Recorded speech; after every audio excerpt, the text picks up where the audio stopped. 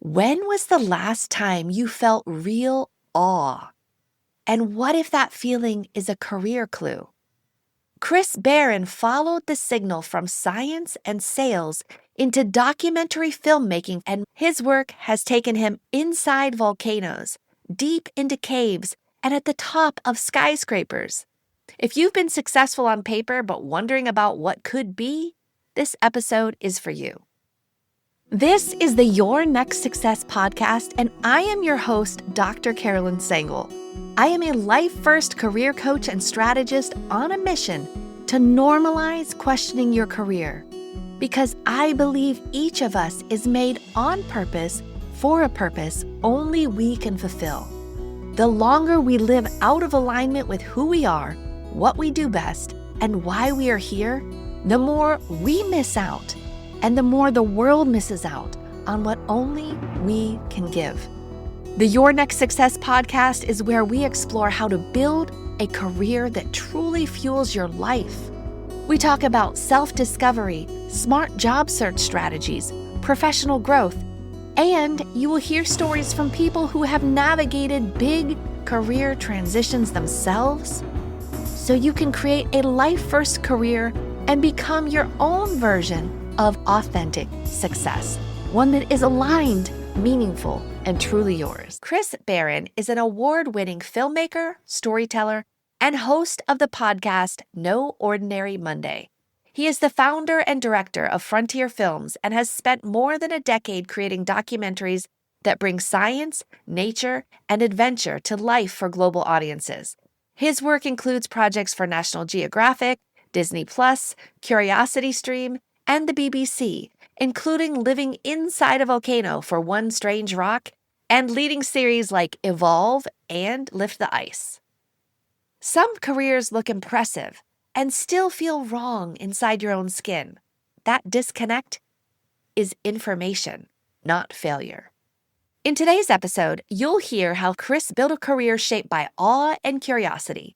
You'll hear the moment he realized success on paper didn't feel right inside, why he walked away from a major bonus to take an unpaid internship, and how that decision led to documentary filmmaking. You'll also hear why awe isn't just inspiration, it's information, and how paying attention to what makes you feel alive can become a powerful guide for your own career decisions. If you've been doing the right things and still feel a quiet pull towards something more aligned, this conversation is for you. Welcome, Chris, to Your Next Success.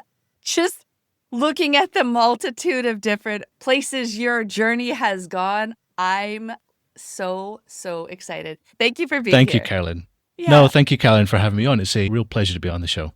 Awesome. I love talking about careers, career transitions, people's journey as it unfolds, and yours is going to be spectacular.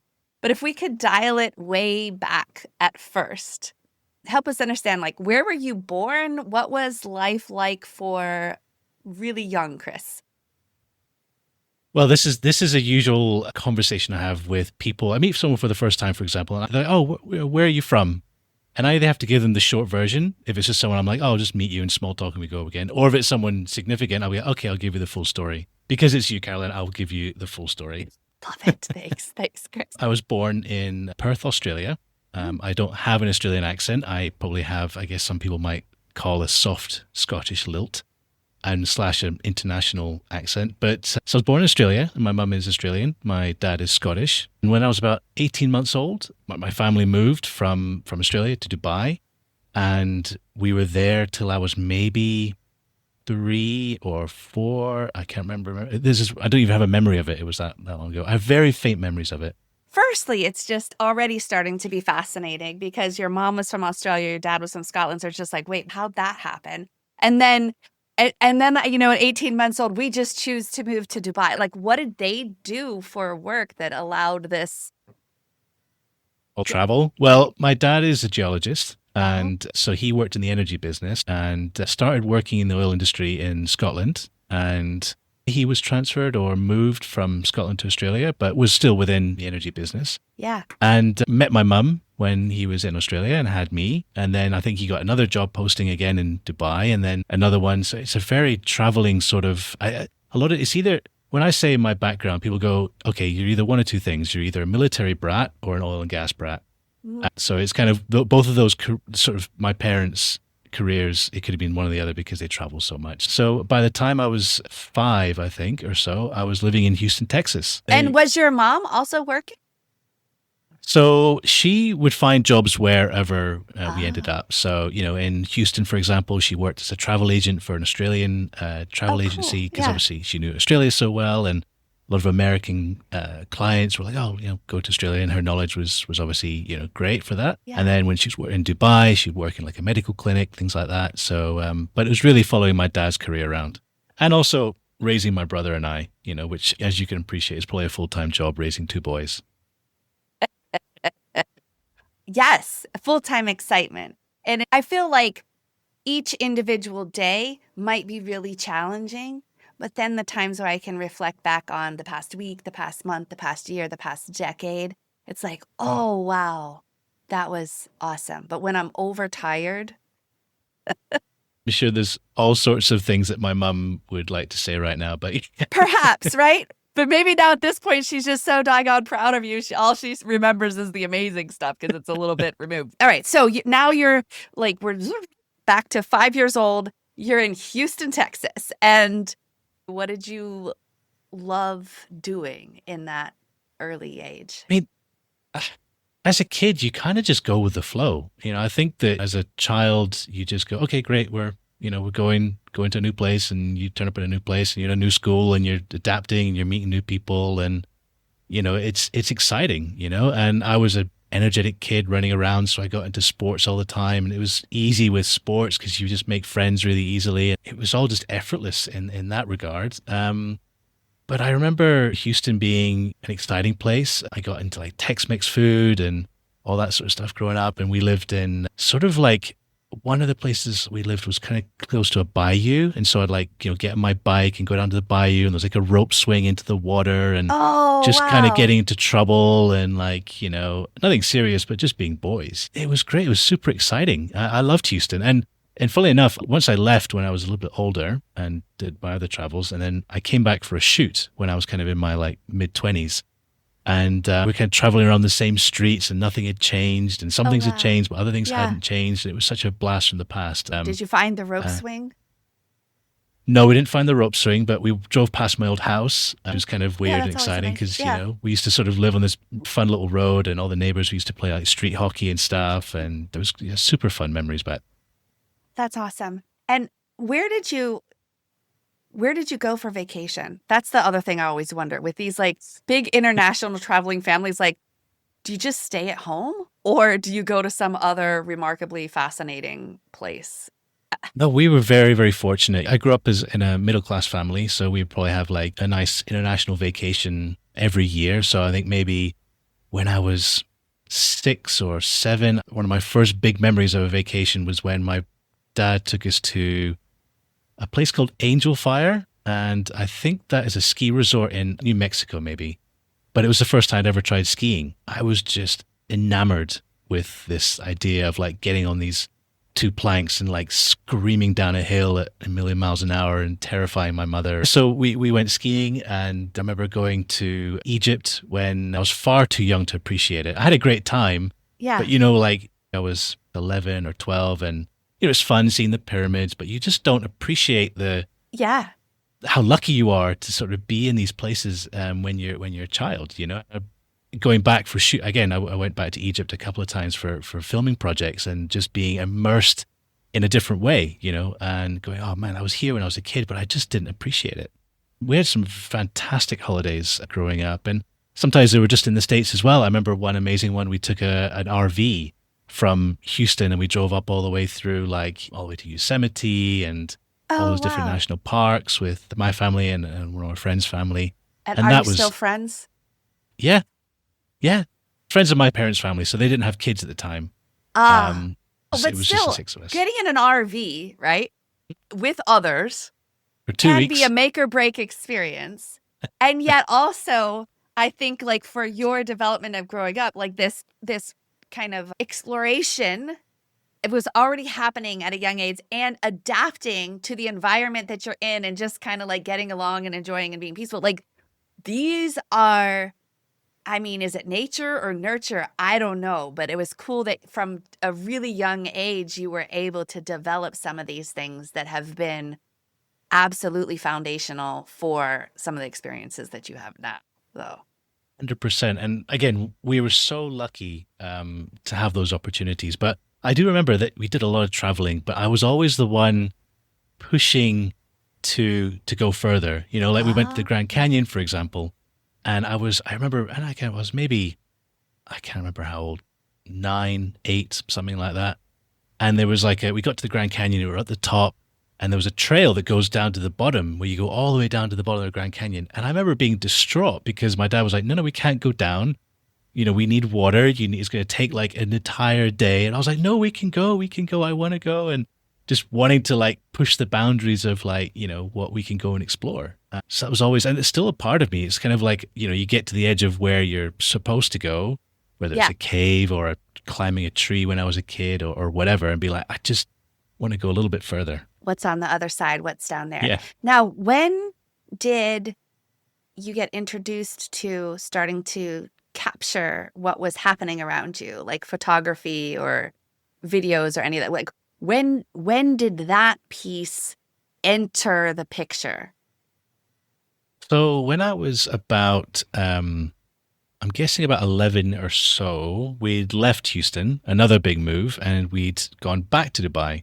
So that was kind of for my early school and then moving into high school. So I didn't finish my elementary school in the States. So I had to like go to the American school in Dubai and then decide whether I'm going to stay in the American system or go to the British system. And eventually my parents decided they're going to swap me to the British system. So I had to rejig all of my curriculum and take extra French classes because I'd learned Spanish. What were the big differences, I guess?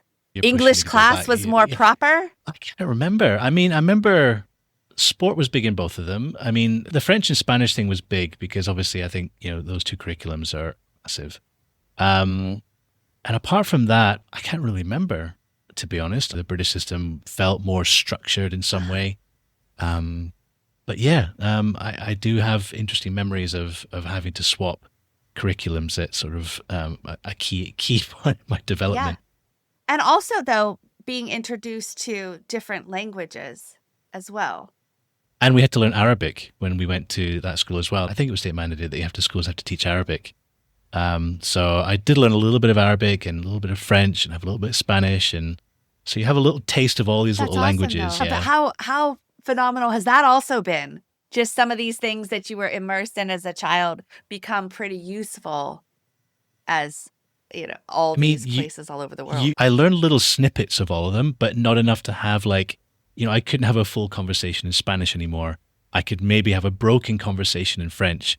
I could maybe say like a few words in Arabic because I don't use them regularly enough. I'm in Indonesian now and learning, you know, Bahasa Indonesian. It gives you the sort of, you lose that fear of like trying to dive into a new language, I guess. It's not as daunting. You learn a lot of languages the same way, you know, through the basics and the numbers and the sort of basic vocabulary and your standard greetings and stuff. So you kind of have a little bit of like a route path through each of them. So you go, okay, great. I know where to start and I know sort of how to learn the bits. I just have to learn what this particular language, how it works. I feel like there's a lot in communication that it doesn't necessarily matter what language someone's speaking. You can kind of tell what they're saying a bit, right? If they're talking about you in a kind or an unkind way, you pick up on that, you know? Yep. Well, it's interesting. The body language, a huge amount of our communication is through body language. And so I play soccer here with, you know, a bunch of Indonesian guys, and not all of them speak English. So I'm going out there, communicating in my broken Indonesian, and then obviously they're having full conversations in Indonesian, sometimes about me because I'll hear my name come up, but they're all very friendly. You can kind of know a little bit what they're saying. Yeah, you're right. Okay, so we were talking about also, you switched back to Dubai and now from the American and the British system, and then, but I'm still curious, like, where did this photography seed start? That's where the photography, thank you for reminding me. Okay, so we're in Dubai, and this is the strangest thing. So I remember being, and I must have been 12 or so by this point, and we did some exam or some sort of assessment. And I think it was like not even like a school assessment, but it's like, are you a visual person or are you an auditory person? And I remember always thinking in my head, like, I'm a visual person, blah, blah, blah, blah, blah. But then the test told me you're an auditory person. And I'm like, absolutely not. This is ridiculous. And it almost sort of further pushed me. I was like, I'm going to be a visual person. And I think, I don't know, if like internet was getting up at that time, and the Flickr was like a photo website that some people may remember. I started going onto there, and I got into like black and white photography, and then I started talking to my dad about it, and they bought me this really, very cheap digital camera, which is one of the first digital cameras in the days. And I remember just going for hours down to the beach in Dubai and experimenting with different photos I could take, long exposure, short exposure, black and white, color. And I just love the medium. And I still, now that I'm in podcasting, I'm like, maybe I am an auditory person doing all the sound design and stuff. But I've kind of come to terms with that now, going full circle through the visual medium of documentaries. But I remember just being so proud when I took a photo and I'm like, that's a cool photo. And then showing someone else and they're like, wow, that is a cool photo. And it's just something as simple as that, someone else recognizing that you're like, that is cool. You created something that's interesting. And I think that for me, photography is very much like it can evoke emotions. And I think I learned that at an age where I was, becoming a preteen, teenager, Yes. developing emotions for the first time, complex emotions, and then looking at photos and seeing black and white. It was always black and white photography for some reason with me. And I felt like they told stories in a single image that you didn't have to have words or moving pictures to sort of feel. Yeah. And I think subconsciously I was like, this is really cool. And I've always had a camera at some point, throughout my life, and just loved the visual medium, creating stuff. Oh, that's so cool. And in school, were you developing a fascination for storytelling with words as well? Or how did that come? I mean, a I was picture's worth always 1,000 words, right? So imagine That's how many true. words you've already captured. Yeah, that's true. But I do remember, again, about that same time, like I would write poems and poetry and little short things and show them to my dad. It didn't go any further than my own family, but he was encouraging me to sort of, try creative writing and all that kind of stuff, because I was never an artist. I could never draw or paint or do any. My dad tried to make me musical or tried to give me the opportunity to be musical. And so I learned piano for a while, but I just memorized the muscle movements. I never learned the music. I liked music as a medium, as a listener, but I was not very good musician, to be honest. So I hear you. it was kind of, writing was a way of doing that. Photography was a way of doing that. And I was pretty good at English at school, but I never really sort of felt myself as I'm going to be a writer when I grew up. I sort of fell, I don't know how early this was, but I had a pretty good affinity for sciences, not necessarily mathematics or stuff, but certainly biology, and things like that. So I got into that pretty early. And yeah, so I just kind of had this part of my being, my personality, that I kind of had as a separate part of my academics life. Because it's like, great, academics, I can just focus on the science aspect and, be good at all the rest, but not really think about that as a career. I had it sort of in the back pocket, as it were. Like a fun as a hobby, sort of, like a side thing. yeah, as a side thing, but I never really considered it something that I would ever do as a job. I'd never be a writer or an author or study literature at university. That didn't necessarily interest me. It was still the science. I was a very curious.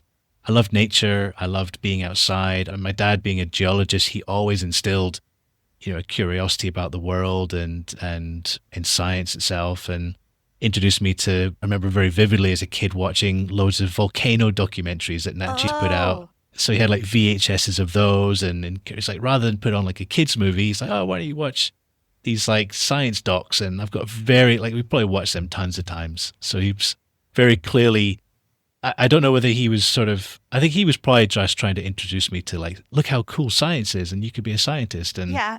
And I mean, the quality of children's programming when I was a child, and I don't know, you might be younger than me, honestly, but it wasn't that great. So it could also have been if we're going to have to watch something, let's make sure it's something I like too, It could be that. He's like, I'm sick of Sesame Street. Let's watch something. Now, what did you think that success meant or the world of work meant from that childhood lens? I mean, from a childhood lens, I think, again, I'm speaking only from my own perspective, but a child probably first and foremost is just trying to impress their parents. I think trying to, from when you're going to school, you get a report card, and when you get A's, you get praise, and, it's good and blah, blah, Yeah. blah. If you get F's or D's or whatever, it's like, it's not good. You need to shape up and you need to do better and all that kind of stuff. So I guess success is kind of instilled from you is impressing your parents. And that's probably sticks with you probably until you leave school, I imagine. Then you start sort of forming peer groups. And I guess after that, it's on top of impressing your parents, which I think probably sticks with you your entire life to a certain level. It probably decreases over time, but then you're competitive with your peers. Success is being the best of your peers. I am top of my class. I am top of my work group at work, at the office or whatever. It's probably not until you reach at least your mid-career. And again, I'm only 39, so I'm, kind of... There we go. At There's this a stage. decade there. I've got a decade on you. Watch out. Yeah. This is what's next. It's trying to figure out like beyond all that stuff, because, you made your parents proud or whatever, and you've kind of succeeded within your peer group. And, it's kind of then like, okay, great. What do I have to do to impress myself? And that, I think, is the hardest part of defining success. Is like, how do you feel successful when you're the only one you're comparing yourself to? Yes. Yes. That's a journey. I think that's that's a journey. that's a longer journey, I think. And even though it's a longer journey, you paid attention to clues and made you made decisions true to you. At times, others would have overridden and gone with what the status quo was. Because there are certain times of it's normal to question your life and question your career, and you have opportunities to make changes at those set points. And, things can happen by choice or by force, but typically it's around 15 to 18, maybe 22 to 26, and then every 7 to 10 years after.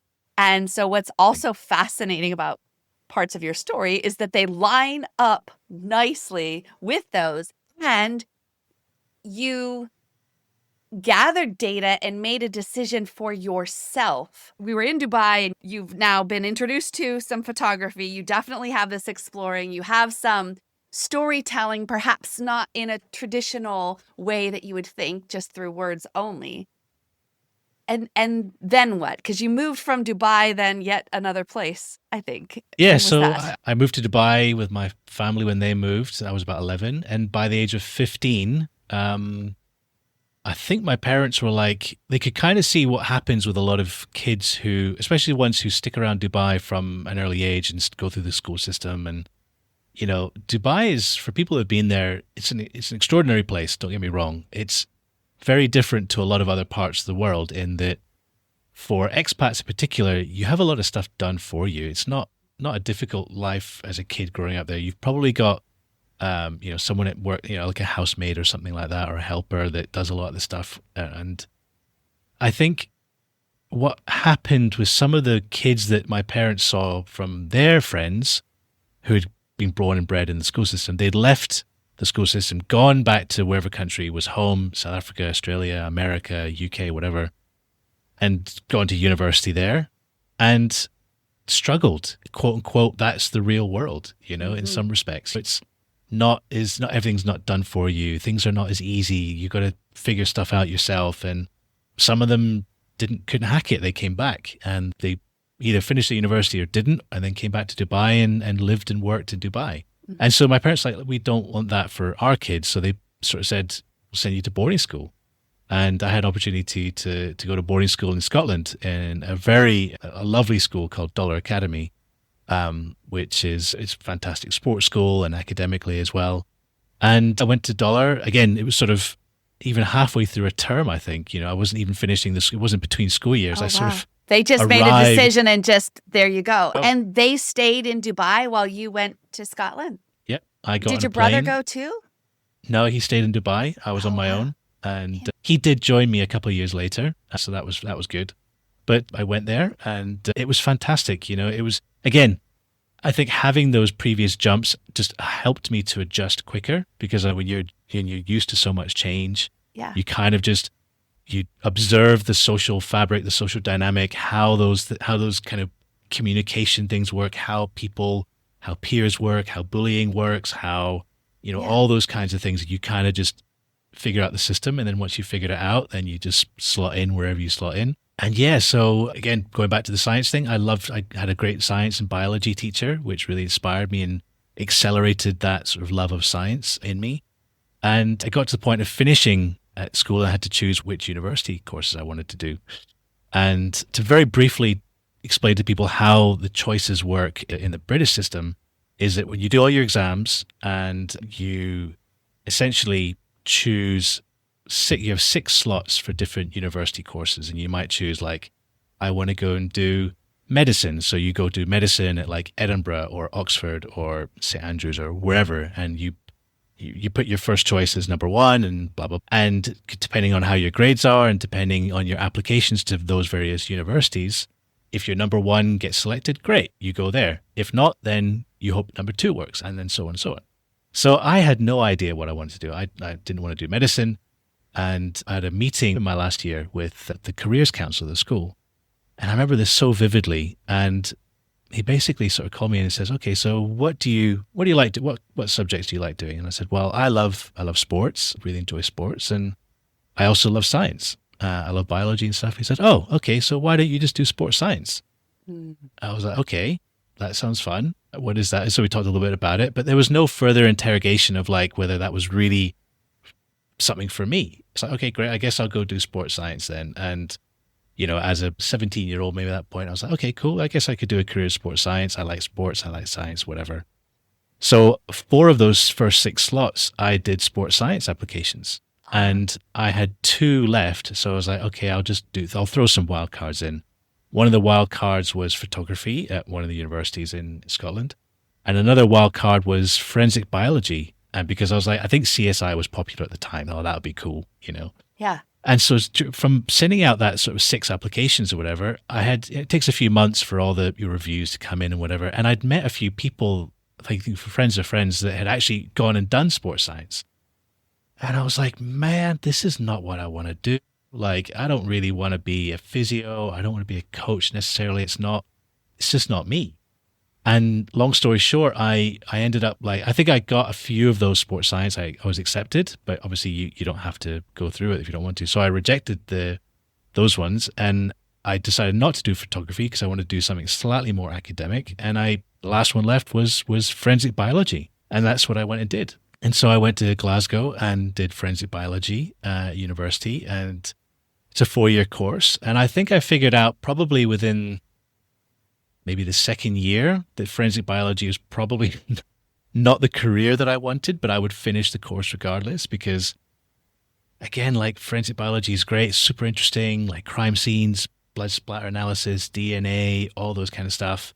But at the end of the day, the career itself was what I believed was you sit in a lab, you get maybe a shoe comes in with some blood on it, and you cut out the little blood spot from the shoe, then you put it in the robot, get the DNA sequencing results, you print it out, and then you write the report and you stand up in court and present it, and then essentially rinse and repeat over and over again.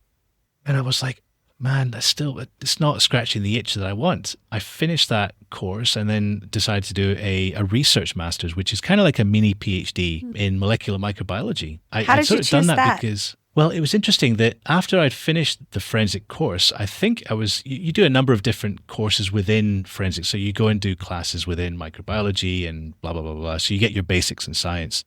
And I sort of got quite friendly with the microbiology professor. And he mentioned to me that they do a summer internship, sort of scholarship thing. And I applied for that and got it.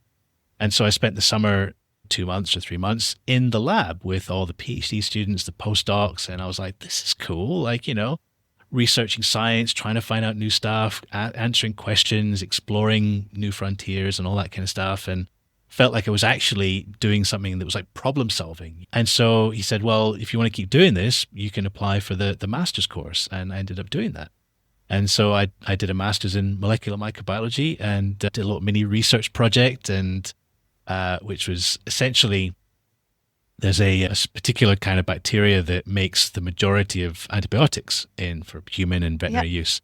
And so we were trying to sort of do some tweaking of the DNA to make it more efficient so it needs less food and less resources. So all that kind of stuff. So it was super fun. So that was kind of like my journey from school into university. Really, yeah. And now, aside from the internship and the lab, did you have any other jobs as a, younger person? I think the first job I remember having was when I was back in Dubai, I guess maybe 15 or so, and like the local summer camp or whatever needed counselors and whatever. So that's what I did. I went and spent a summer camp being a counselor and organizing games and activities and kids adventures. And was there like yeah. canoeing or where did rock climbing come into all of this? Oh, that was a little bit later. I think I rock climbed as a kid, but I didn't get back into it till I was in my 20s. But I was always climbing. But no, it was kind of like, it might be at like the local sports facility or the country club or whatever, where all the kids would have the summer off and the parents just wanted to dump them for the day. And we would play various games, like be soccer or they'd be in the pool or whatever, and just making sure that they're safe and they're having fun and yeah, that kind of stuff. So that was probably one of my first jobs that I can remember. But when I was at university, I did a bunch of stuff. Most kids, university students. Well, now we can say kids, but at that time it sure didn't feel like a kid. And my kid doesn't feel like he's a kid, but yeah. Adults, 100%. I worked in a bar, worked in a number of bars at that time. I worked in like a retail supplemental stuff in the evenings, the weekends to make up money for living, paying for parties and alcohol and all that sort of stuff you do at university.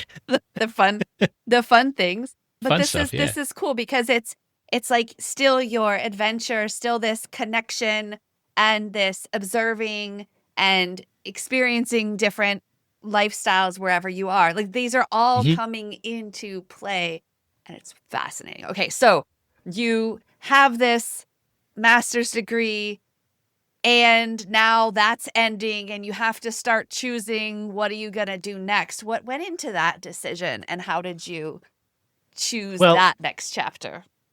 The natural place for anyone doing that master's, the research master's, is a PhD. Essentially, even a lot of PhD courses, if you go straight from and this might just be a Scotland only thing, but if you go straight from an undergraduate degree to a PhD, usually the first year might be a master's course anyways. Yeah. As you know, yeah. That's how mine was. Well, it was almost like some people went into it saying they were going to get a master's.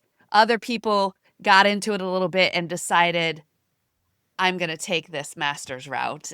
Instead of, because after the research part ends, after the core courses end, and whatever the project is, it just gets really subjective, undefined, and your life becomes at the other end of 4 or 5 people's decision of whether what you've done is enough and novel enough in some sort of thing. And it just becomes a massive obstacle course. And some choose that they don't feel like playing that game, Exactly. I was kind of like, okay, great, I've done my master's, I got my master's, and I guess I go do a PhD now. And what do I want to do a PhD on? And I was like, okay, microbiology's cool. They didn't have any PhDs available in the lab I was in, so I was like, great, I have to go outside, have a look, see what's around. I like virology as well as microbiology. Maybe I can get a virology thing. And I did a number of interviews. Some went better than others. And I think I started questioning whether a PhD was right for me, whether I wanted to be, because to know as a doctor, a holder yourself, you've got to be so focused on a tiny little corner of science or whatever field that you're studying. And it may be irrelevant. And to go back to my master's, I learned something. I learned a brutal truth about science in that master's course. And it was unfortunate, but I don't want to bore your listeners with the genetics of things. But essentially, I did this entire master's course to try and insert a gene inside the DNA of the genome of the microbe. And basically what happened is it failed. And we didn't know that it failed after the entire year because it's hard to sequence the genome. Long story short, I did an entire year of work only to find out that just basically by a simple fluke of biology that everything had failed. And I was like, ouch, that hurts. Okay, great. I guess I learned a lot personally, but I didn't get a paper out of it or anything like that because it's just one of those unfortunate things about biology. And I was like, okay, great. And I was like, that could easily happen in a PhD as well. Do I want to Yes. spend 4 years this time doing the same thing? At the same time, I also met a lot of people doing PhDs. It's like, wow, you guys aren't all together that happy sometimes, you know? There was oh my goodness, our building was a glass building, beautiful. It's a polymer science building in Akron, Ohio. And it was tall. I mean, it doesn't look like Dubai or anything, but it was a taller, all glass, gorgeous building that from the skyline you can see. And so from the outside looking in, it looks so glorious and like Yeah. fascinating and futuristic. And then from the inside looking out, I remember there was a friend who started the year before me, and he was on the same floor. On one side was the synthesis side, and on the other side was the more material science side. And I had chosen, I didn't want to be shaking separatory funnels and building things. I wanted to break things. So I was on the other side of the building. But we would pass each other on the way to or from the restroom, for example, or just, getting out and having a breather. And there were plants along the edge of that row of windows where you could take some stairs down, and there was just a shelf. And I didn't notice at first, but he said, "Did you notice? Even these plants are dying. They're dying. It's not that, and there's plenty of sunlight, right?" So he's like, "There's something in this building. It just makes Yeah. things die." And I Yeah. was like, whoa. It's just the bad energy. It's very. He's since gone on to be a very nice professor at a different university. But Yeah. I should call him and ask him if he has plants and how they're doing. But yeah, there were, as much Yeah. as it's like this forefront of science and all of that, again, almost like parenting, like the day-to-day reality doesn't feel so novel and exciting. Exactly. And it's tough. I have a huge amount of respect. My wife has a PhD as well. I have a huge amount of respect for anyone that can successfully defend their thesis at the end of the day, because that's, going through a Viva is not easy. That's intense. And your entire 4 years of work has led up to this defense of standing in front of 5 or 6 professors and for a few hours and being grilled intensely. And yes. And you're like, oh, and then even trying to prepare for that, I'm like, oh, I got to go back and study all the courses and all the things and how it led up to today. And like, yeah. What's her it's PhD in? tough. I think it's biophysics, Oh, a lot cool. of crystallization, crystallography of proteins and things like that. She's in pharmacology, or basically in pharmaceutical biotech now. So it's basically figure out how drug interactions work and all that kind of stuff. Oh, that's but so the cool. sort of real molecular level pharmacy stuff. So yeah. Very fascinating. Okay. All right. So you're there and you're starting to realize, and you're kind of going on some PhD interviews, and you're thinking, I'm not quite so sure. And then what happened? So I had to get a job. I needed money. And so I was like, if it's not going to be the academic route, what have I got open to me? And I started looking because I still love science. I was like, I can use my master's to try and get a job in some kind of science stuff. And I found a job in essentially scientific sales, selling equipment and consumables to laboratories, And I thought, in the back of my mind, I was like, okay, well, this is cool because I haven't found the PhD that I'd like yet. But if I do this job for maybe a year or something, I'll get to meet a lot of professors. And then maybe I'll meet one and be like, you have a really cool project or field of interest or whatever, research interest, and maybe I can come do a PhD with you. So that was my logic. I was like, and I can earn money while doing it. And so was it a manufacturer or like a distributor, or like what were the things? God, I think it was probably both. It was a big one. I think the company, it was a global company. So when I got the job, which was interesting, they had a hub in Glasgow and Europe and the States. And I think the main head office was in the States.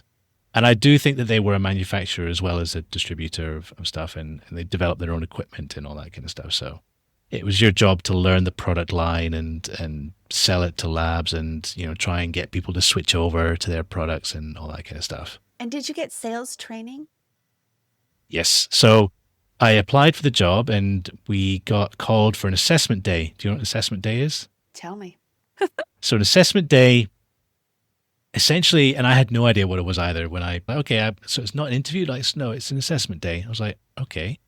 And it's basically like, I would describe it as a mass interview. Like there would be 100 people on this assessment day and they're all vying for maybe 15 or 20 jobs. Oh, wow. And so the whole day, and sometimes they're 2 days, but I think mine was a day, you turn up at wherever it is and you essentially have a series of group exercises, role play exercises, one-on-one interviews, and they're basically observing all of these 100 people to see who they want to hire. And yeah, so I kind of went into it without any expectations, just thought I'll just do my best and whatever, and got hired, which I was happy with at the time. And they flew us all from that cohort to Carlsbad in California for 4 weeks of sales training. Imagine what your life would be like if your career aligned with who you are, what you do best, and actually fueled the life you want. At Next Success, we support all ages and stages through career transitions, from students exploring majors or careers to job seekers actively searching or reimagining their next move to professionals committed to self-awareness and leadership growth. Stay connected and explore what's possible at nextsuccesscareers.com and follow Next Success Method on LinkedIn, YouTube, Instagram, and Facebook. And I was like, put us up in a hotel, and I was like, this is cool, getting put up and going through seminars and getting the whole product line described to us and making sure we knew it and grilling us and testing us and putting us through scenarios and role play, one-on-one face-to-face role play, phone role play, going through scripts and stuff, the whole shebang.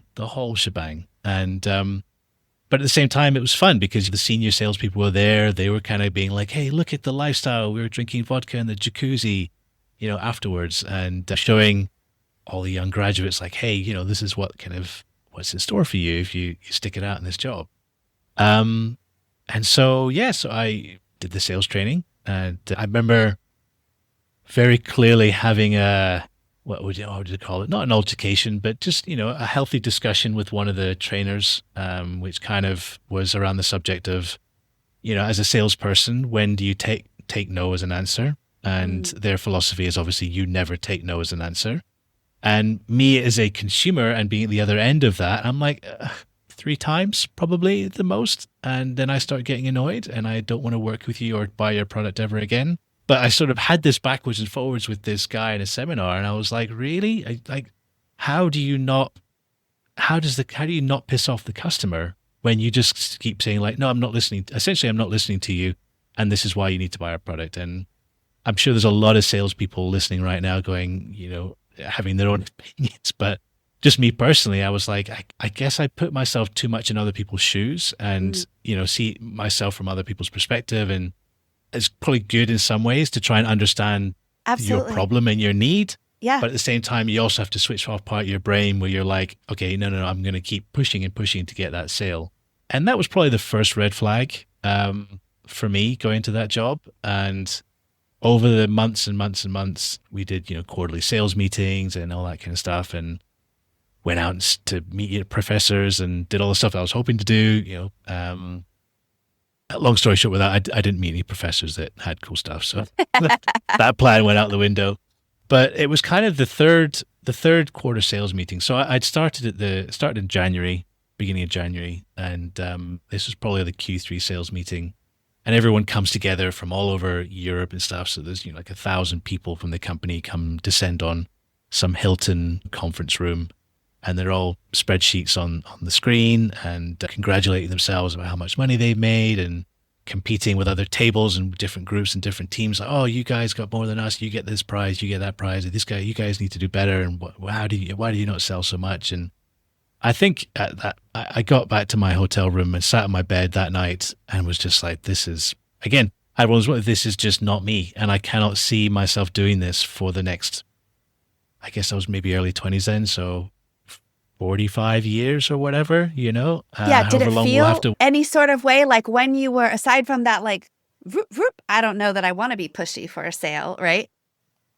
And you start seeing this whole day of spreadsheets and things, and you come back and you kind of have this realization, but like, did you feel anything in your body? Like for me at different parts, I felt like, is this food poisoning? Am I going to throw up? Like, and I'd kind of wonder, and then I'd override it. I'm like, no, it's fine.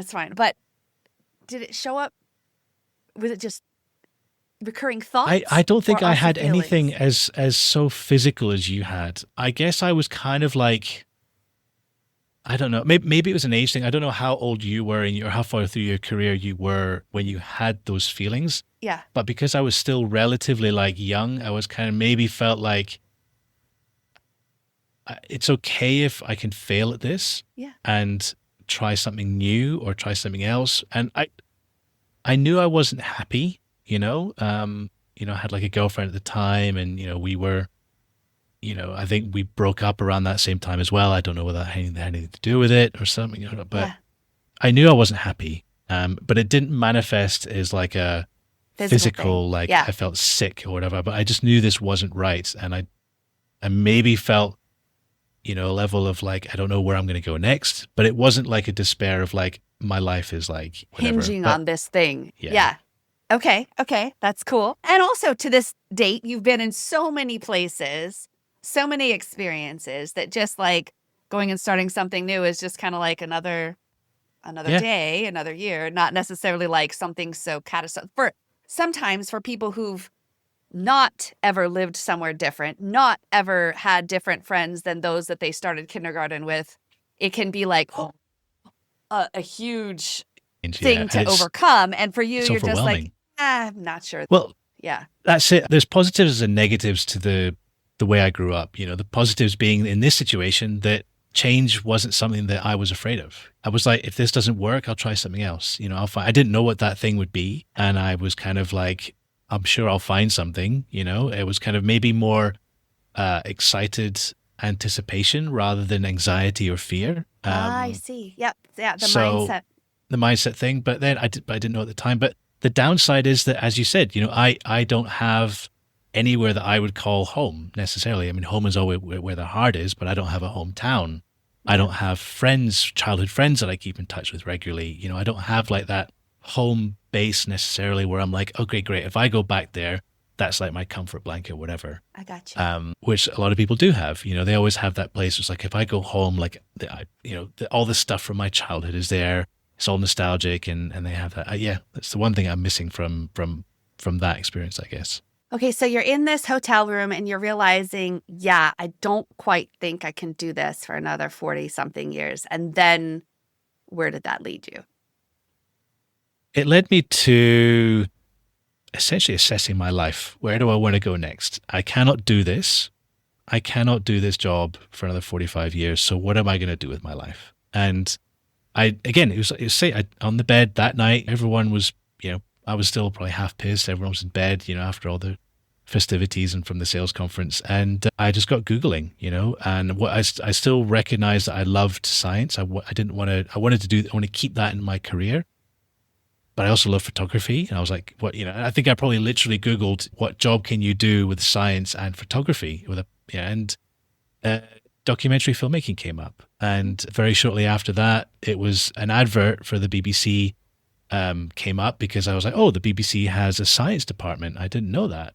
So yeah, I was basically Googling on my bed, Googling what I could do with science and photography, and a job advert came up for an internship at the BBC science department. And I was like, holy crap, the BBC has a science department. That's really cool. I didn't know that existed. And so they had this internship. And literally that night, I just filled in the application, slapped on my CV, went to bed, didn't think about it. And probably thinking like, there's probably 500,000 people that are applying for the same internship, and, I'm never going to get it. Yeah. And literally a week later, they emailed back saying, hey, Chris, we like your CV. If you want to come and do the internship, then please, and this was like September something, and said, oh, but it'll start on the 1st of October. And I was like, oh, okay, I guess I need to make a decision, because I've got to tell it's the usual few weeks of notice you've got to give to your job. And so I went to my boss and said, hey, I've got this opportunity. What's the chances of, it was a 4-week internship, unpaid. And I was like, can I take unpaid leave or something for 4 weeks? He's like, what for? He's like, well, I've got this, I've been accepted to do this internship at the BBC in the science department. And he's like, well, clearly you're not that interested in scientific sales. So what's your move here? And he's sort of like also, again, this is kind of an interesting move, but kind of telling of sales jobs potentially. But he'd calculated how much my bonus would have been if I'd stuck it out for another 3 months till the end of the full year, I guess, the end of my probation. And I'd done quite well with my sales targets. So I was like, I basically, long story short, I had a £33,000 bonus on top of my salary that was coming, which is probably, I don't know, 100% of my, 100% bonus on top of what I was already in. I was like, wow, that kind of, I remember my eyes going, oh my God, that's a lot of money for a 23-year-old or whatever. And I kind of said, okay, that's good information. Thank you. But basically what it would mean is if I did stick around, then I couldn't do the BBC thing. Yep. And I'd have to sort of think about it and then maybe reapply in January and then not get it and all that kind of stuff. I took the weekend to think about it and spoke to my dad and spoke to a few other friends about it. And it was an easy answer at the end of the day, as you can imagine. And, as history has shown, I quit my job and went and did the internship. And I think from day one, walking into the BBC, up in Scotland and stuff, get given your BBC ID and stuff. It was utterly exhilarating, from the first few hours that I walked in.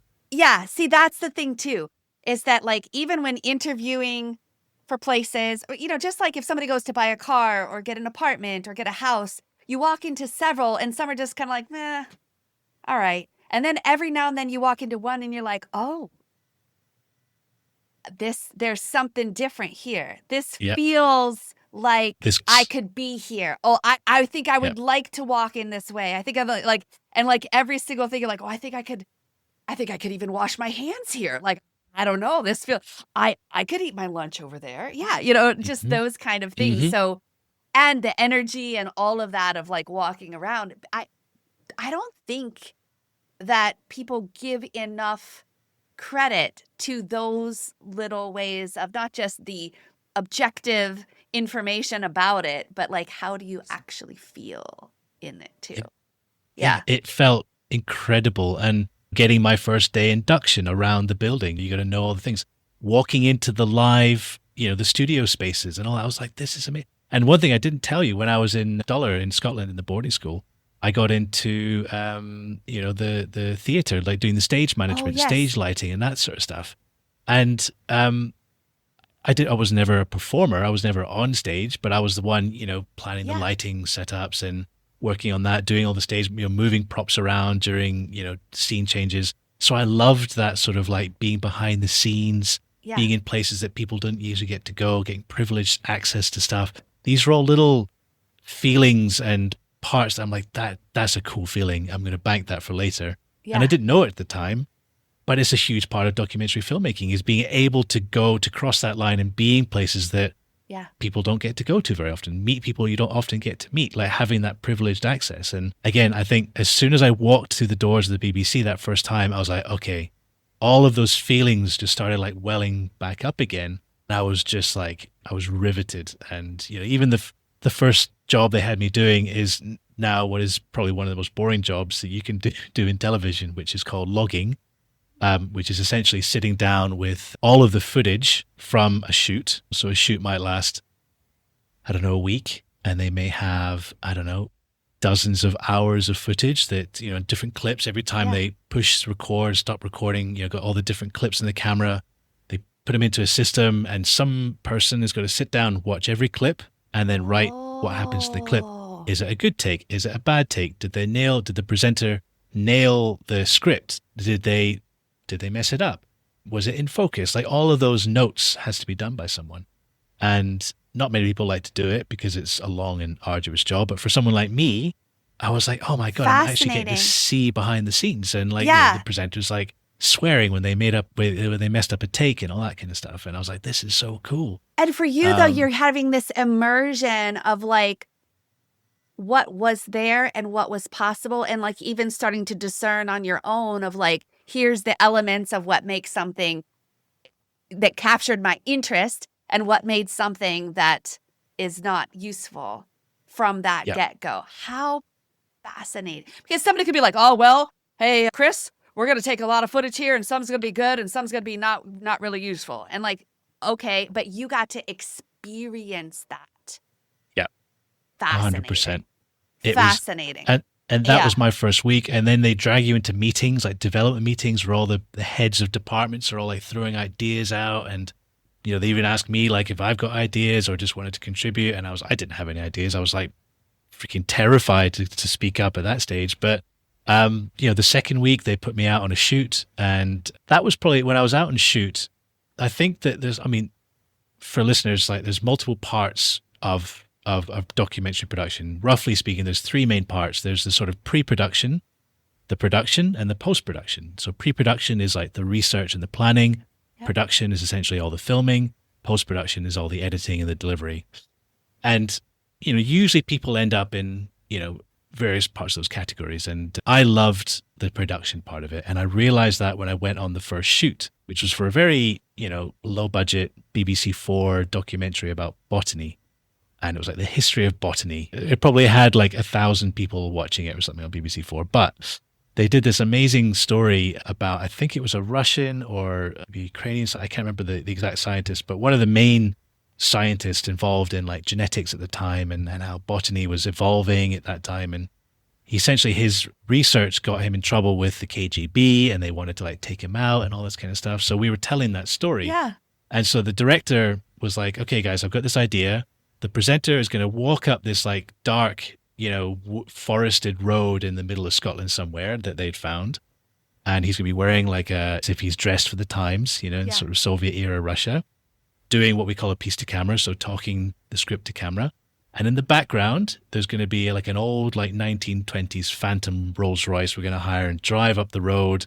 And then as he finishes his script at the line, you guys are going to turn up and then you're going to pretend to be KGB agents and grab him and throw him in the back of the car and drive off. And so it was basically like me and the assistant producer at the time got dressed up in like trench coats and hats and whatever. Yeah. And I was like, this is extraordinary. Like, we're getting paid to like have this much fun. So yeah, we like jumped at the back of the Rolls Royce with the producer and just followed his lead and grabbed the presenter and had my first tiny cameo on a BBC show. And now you're no longer behind the scenes, you're in the scene, Well, this is the thing with a lot of documentaries, we end up on camera some way, shape or form because you need extras and you need people running around the background or something or other. So I've made dozens of cameos in my time in the industry, but at that point I was hooked. It was all the stuff on shoot, which I thought this is the most exciting part of it. And that kind of endured pretty much up until now, actually. It's so much fun because it's the travel, it's the excitement of being in a situation where you're live, you're rapidly problem solving, the stakes are high. The most expensive part of a documentary is often the production, the amount of money spent per day, getting people to location, hiring the equipment and the crew and the whole shebang.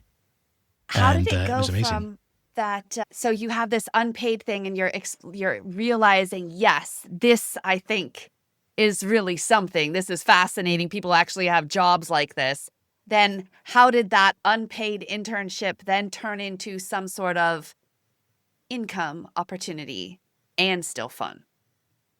So they have basically what happened after the internship, they have what they call the researchers pool at the BBC, which is basically you apply for it and then you're in a pool of researchers. So if they have a project come up, they go to the pool and they see who's available. So I'd gotten into the pool, but the phone wasn't ringing because I guess I didn't have many projects at that time or whatever. So I just started looking for other documentary work. So I was looking at all the different companies in Glasgow at the time. And there was, quite a few good production companies. And I started right at the bottom. I started as a runner, which is essentially getting teas, coffees, lunches, just making sure, doing the grunt work effectively, carrying equipment, packing cars and making sure everyone needs what they need. And that was it. The first job I think after that was on a project called Antiques Roadshow. I don't know if you've heard of Antiques Roadshow in the States. Yeah. I think occasionally that kind of thing is on at my parents' house. Right? Yeah, but like exactly it's kind of like TV. from the beginning, you're like, I don't think so. And then you actually start watching for a little bit and it's like fascinating. And you're like, wow, that coin is worth such and such or whatever, and you're like, huh. And then you become interested even more again, because of the way that it's filmed, the way the story is shown and told becomes like, wow, huh. Yeah. 100%. And it wasn't science, but I was like, it's my first real paid job in TV. And we were doing a special version with celebrities that summer. The job was to basically drive from Glasgow with the vans. And the way that the program worked, you have two celebrities, they each get given like £400 and they got to spend it at all the antique shops. And then at the end of the week, they've got to try and sell all the knickknack that they've got. And all the money goes to charity, so it's kind of a nice thing. That's kind of cool, like But a good for the world thing, it was really nice. And we had fun celebrities and they had classic cars that we got to drive sometimes. But again, the way that was worked, because we had two teams and each team had their own little TV crew with them. So I was part of crew A or crew B, and a friend of mine that was another runner on the other team. And so, we just did that across the summer. We went to like Oxford and all different parts of the UK. I just had an amazing blast just driving around and making the show and just learning about the art of television as well. Like, because there's such small crews that I'm, talking to the cameraman and saying, hey, what are you doing with this part? How does this thing work? And cameramen love it when you ask about how things work, because if they see someone who's passionate about it, they'll give you a go on the camera. So I got to sort of learn how the camera works and got my first camera experience. And then, how the scripting and we had a really good assistant producer on that shoot who taught me about, how the schedule works and how to build a schedule for television. So being at the bottom of the rung. It's fascinating. I tell this to people all the time, is that, especially in this industry, you have to walk before you can run, because if you start running, you'll end up falling over. And I've seen it happen with a lot of people that try and progress so quickly through the television ranks. And sometimes, people will go really quickly and find that break maybe at the wrong time. They haven't got quite enough experience, but they found the break somehow and they became a director or whatever. And their first shoot or their first show doesn't go well. And they sometimes may never recover from that. So I found it was, so helpful for me to learn at every single rung as I went up, and sort of felt like I was overqualified for a job by the time I got into it, So I felt like once I started into it, there was a lot for me to learn, but I felt it wasn't daunting and I had enough skills that I could prove that, there's a reason that I got this job. So that's kind of, I think if anyone out there wanting to get into television, start from the bottom, learn it from the bottom up. I think that's fascinating, because also then now you, with some of your own amazing opportunities, cruise experience, things that you've done, intimately what it feels like to be that person. And you also can understand that even though it's like, okay, from the grand scheme of things, what does it matter that this person had my coffee or my food? But if you don't have coffee or food, people are going to start getting a little more cranky. And it's like every single link of the chain is essential or it can break. And you didn't just have you didn't just have somebody tell you this is the thing. You put yourself or were able to put yourself into that experience to be that, feel that, do that, see it from that angle, I guess. Yeah. And the other reason I think it's so important to do it that way is that, you have to do a job to know how to manage someone else doing the job below you. Yes. So if I have a runner and I've done that job for however many, projects, I become the next level up, researcher or producer, and I have a runner who's, working to me or whatever. I know how to manage them effectively, because I've done that role. I can teach them how to do it, become a mentor, not just a mentor, but a good manager. So that's another reason I think it's so important to earn your stripes as you go up through a ladder. And so what have been some of the most fascinating opportunities you've had to I'm kind of curious. The follow-up question to this is going to be when you fall asleep, what do you dream about? Because you have so much to draw from, but what are some of the fascinating experiences that you've literally captured and helped create to bring to the world? I mean, there's some really funny ones that always stick in my mind from my early career. That shoot I mentioned earlier when I was in Houston, Texas, the director kind of came up with this random idea at 6:00 in the morning. And it was a whole story about the subconscious mind. We were doing a whole series about, how the brain works and stuff. So the episode was about subconscious mind. And he wanted to do a story about how we're all on autopilot driving around in the morning. We don't really notice stuff, especially if we're doing our usual route to work. Anyway, so somehow he came up with this idea of dressing me up in a costume and sticking me on a sidewalk and filming people's reactions as their sort of subconscious mind gets broken out of their zombie state or whatever. So he's like, Chris, we got to go and find you a costume. So we went down to a costume store. I found one found a bumblebee outfit, and we found a storyline, found a briefcase out of a prop shop, and I was a bumblebee going to work. Busy And bee. I was a busy bee. And it was just one of those, again, it came back to me like that very first experience being the sort of KGB agent, Yeah. like dressing up and getting on camera. And I was like, this is the strangest thing. Also, it was so hot. It was the middle of the summer. It was like 40 degrees, which is whatever, like 95 degrees Fahrenheit. And I was in this like synthetic bee costume with a big head. I'll send you a photo later. Yeah. That was a real seminal moment. But I mean, the more dramatic ones came a little bit later in my career, because I guess, you again, earning your stripes, I got, experience on a film shoot. And I was like, great, you can do a film shoot in the UK. Then you're like, okay, great, we're going to send you abroad. We're going to send you to America or wherever to do international film shoots. And then after that, it's like, okay, you can do international film shoots. Okay, can you do hostile environment stuff? Like, can you go to the weird and wonderful places and not only stay focused and do your job in those kinds of environments, but deliver the goods, stay creative and manage to solve problems in really tricky environments. So I got an opportunity, actually the same director who was on the Bumblebee shoot I just mentioned, he was the one who recommended me for a large National Geographic project called One Strange Rock, which was about 2016, 2017, I think, came out. Will Smith was the host of the show.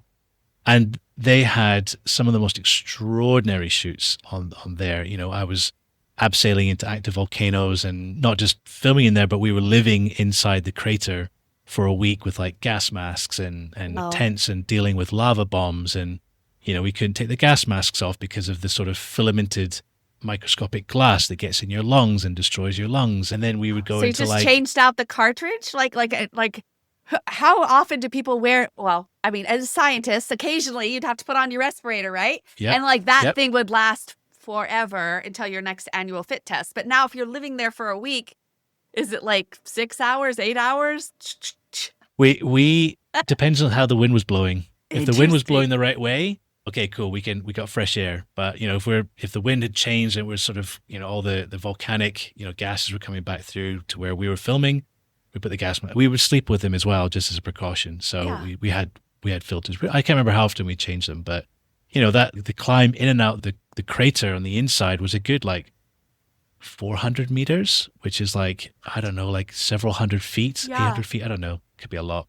But that was extraordinary, and we had to evacuate that shoot a day early, because the volcano, it was just a lava lake, so it's not supposed to erupt, but from a side vent, it started erupting, and it was sort of spewing lava bombs. So I've been on shoots in caves in New Mexico, really deep, dark caverns that, again, go in and live there for a week, because we were filming so deep in the cave that we had to live there, for efficiency reasons. And, again, abseiling 200 feet into these caves and crawling through tight squeezes. And some of the most extraordinary places I've ever seen in my entire life. I'm trying to think, even shoots outside of that. I had an amazing shoot with the actor Joseph Fiennes, his cousin, the explorer Ranulph Fiennes. We were traveling through Egypt for about 5 weeks. And we had, bomb scares, and because we were, traveling through parts. I mean, we had celebrities with us, so we had an armed escort. Yeah. And at one point, we had to have a bomb squad with us just because of the threat that we had, and in that region. I did another amazing shoot for Discovery Channel again when I was a sort of assistant producer, which was traveling through all of South America.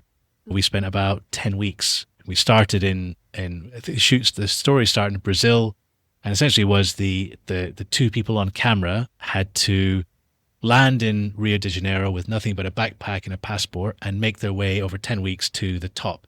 Oh, wow. Through earning odd jobs and favors and whatever. Yeah. Hijacking, hijacking, definitely not hijacking, hitchhiking.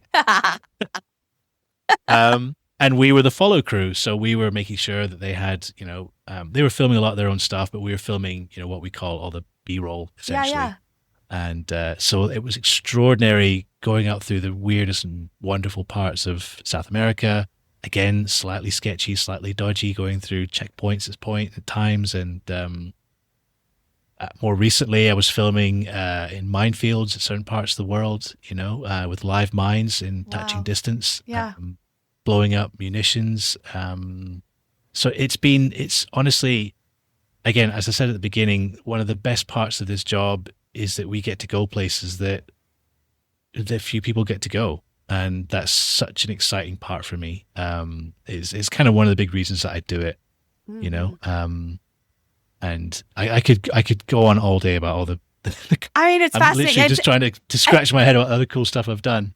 and so, as you dream, do you wake up in the middle of a volcano, or do you like concoct things together? Interestingly, like your dreams have to be so vivid because of the experiences, and even like whenever somebody's is in somewhere, like let's say you're in something like Disney and you're in the Avatar ride or whatever, right? Like, and then if you're trying to capture a couple photos, it just doesn't compare. And yet, the things that you captured are so imagination evoking, fascinating, amazing. And yet, there's more, right? Because if I'm like, but wait, this is like, what was it really like to be in this whole environment? And so I feel like your dreams are not just like you missed a paper and you woke up late for class. Like, they've got to be. I again, like I've been so lucky to do the stuff that I've done, and again, like even just the one that comes to mind now is that like, I love heights, and I've always been a really big fan of heights, which is such an unusual thing. I love being up high, Yeah. and so the one, if there was one to dream about, I had this extraordinary shoot in Hong Kong, which the story was about lightning and the power of lightning and Oh, wow. whatever, Yeah. and so the director, it wasn't me at the time, but the director had come up with this idea that's like, okay, there's a lot of lightning in Hong Kong. Basically, it was my job to find a city with a lot of lightning, problem one. So I was like, okay, great, let's narrow it down to Hong Kong. Yeah. What's a lot of places, a lot of skyscrapers? Okay, Hong Kong's good, you know. And where do they hit a lot? Okay, still Hong Kong. There must be a lot of lightning conductors at the top of these buildings, and there must be people that monitor those lightning conductors. Great. So we narrowed all that sort of stuff down. Found a building. I flew to Hong Kong to do a recce and to build relationships with a particular. Well, we had a fixer set up a lot of meetings with different skyscraper management companies, and one of them allowed us to essentially film their lightning conductor engineer climbing to the very tippy top of the spire, which itself was like 10 stories or something. Yeah. Just was just literally a narrow pole Yeah. with a ladder on it. And they basically said, well, you can't fly a drone up there because of various reasons. And actually, no, they can fly a drone, but we wanted some close-up shots Yeah. of the conductor because a drone can't get close enough Yeah. for proximity reasons.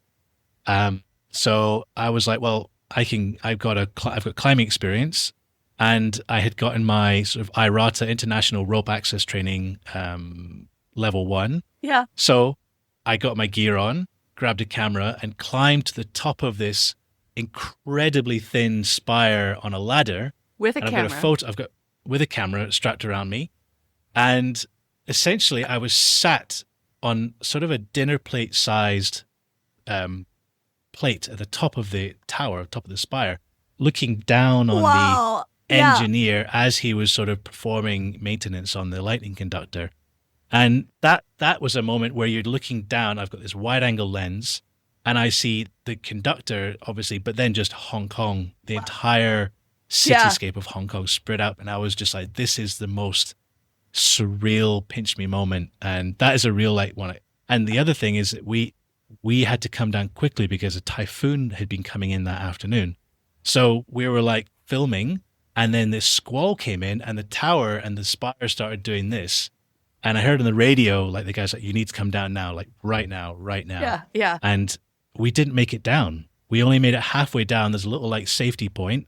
So I had to wrap the camera in my sort of shirt Yeah. to protect it from the rain that was now pelting us from the back.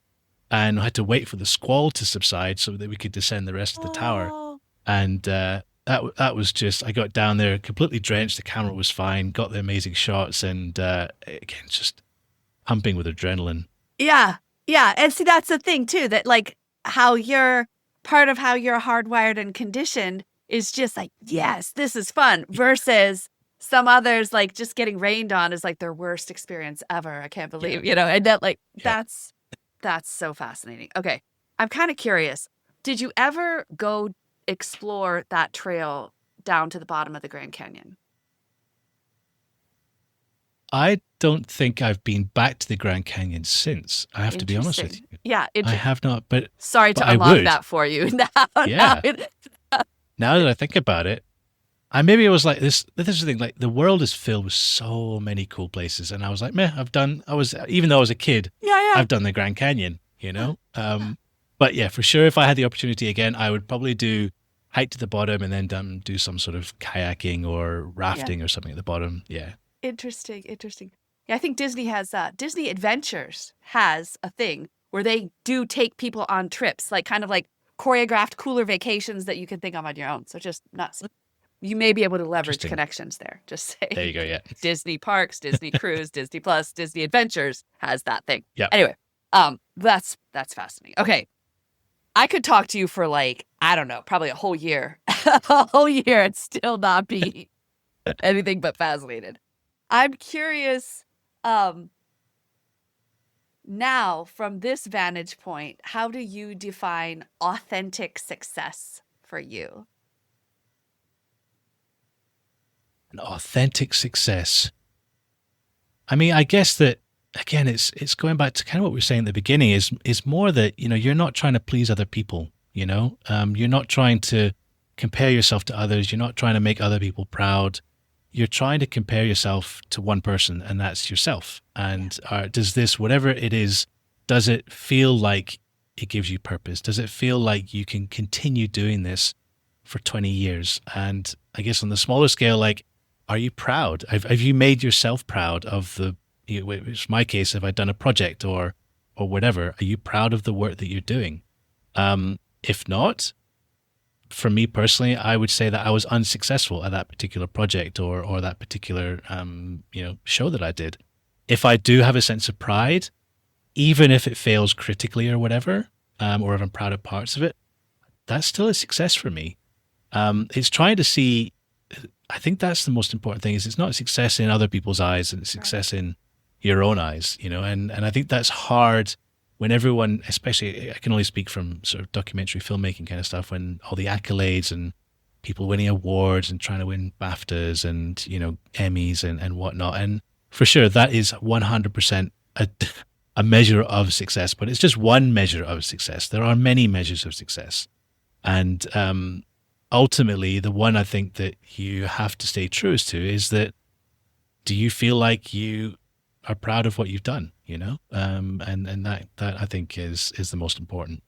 Yeah, that's beautiful. I like it to also be like, are you loving your life? And is your career fueling your ability to enjoy your life even further? I think yours definitely from living all over the world to now settling on Indonesia, continuing to do really fascinating things. And I also feel like the fact that you had sales training at I talked to a gentleman in an earlier episode. I had actually met him in person. His name's Jeffrey Kiplinger, and his book was From Expert to Entrepreneur, and how as scientists, it's so tricky to get out of that logic brain into the customer experience and how to connect with that. So even the fact that you had that so early, even though you didn't necessarily love sales, I'm sure that has served you in your ability to highlight how you can be amazing for a particular shoot and opportunity, aside from your fascination with sports and this beautiful combination, and you're kind of fun to get along with too. Like, yeah. I mean, anyway, half of this job of being a producer, a documentary producer, is convincing people to come on the shoot, to be a part of the project, to take time out of the day, often for free, I will add, and maybe even expending some of their own resources, for the benefit of being on the show. But it's people skills. It's just basic people skills. And I think a lot of my upbringing has helped me develop. I can go to anywhere from all over the world and find a connection with people. Yeah. And I think that is something that's helped me so much. Again, I was developed that sales career, I think, to learn how to, again, further hone that communication.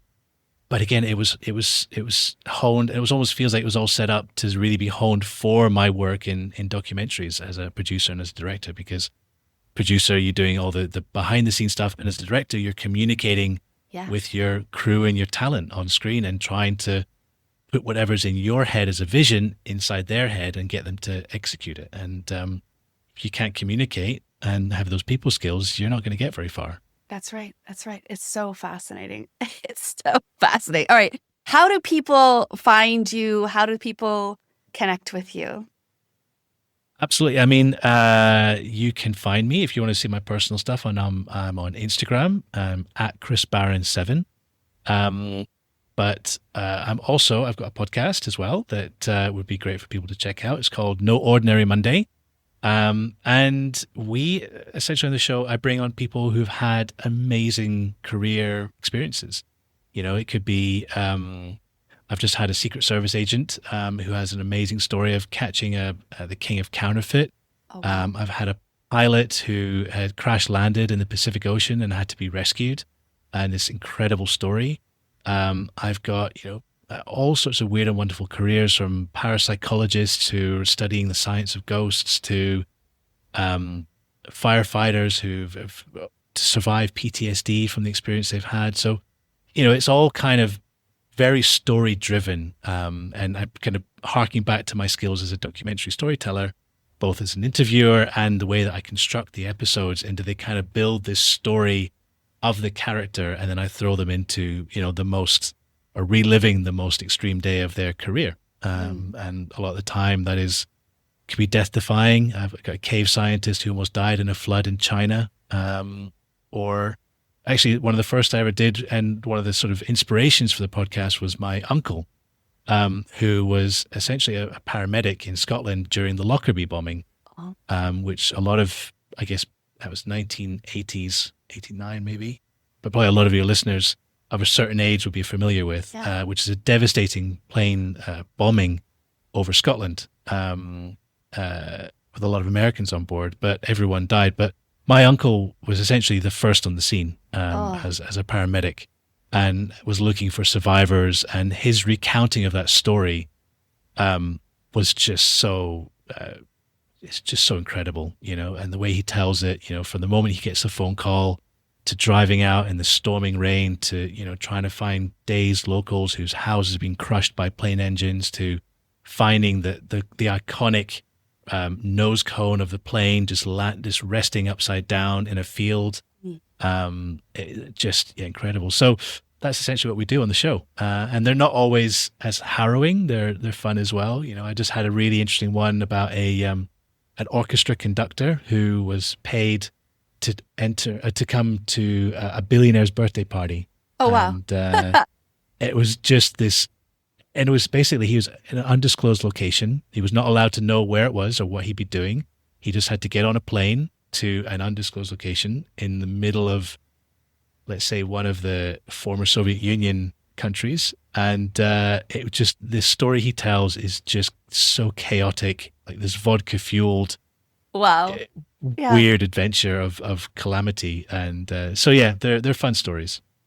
It's fascinating. I had an opportunity to listen to a few episodes, and it is amazing. So the work that you do just brings so much joy, fascination, imagination, all of those, whether it's a picture or whether it's a podcast or whether it's a video. But thank you, Chris, for the impact, for listening to yourself, for continuing to choose what you felt was more of your purpose, or more of what you'd enjoy, what you would be fascinated with, because it really shines through your work. And thank you for sharing parts of your story with us here. It's been fascinating. I genuinely appreciate it. Thank you so much, Carolyn. It's been such a fun conversation. Thank you so much.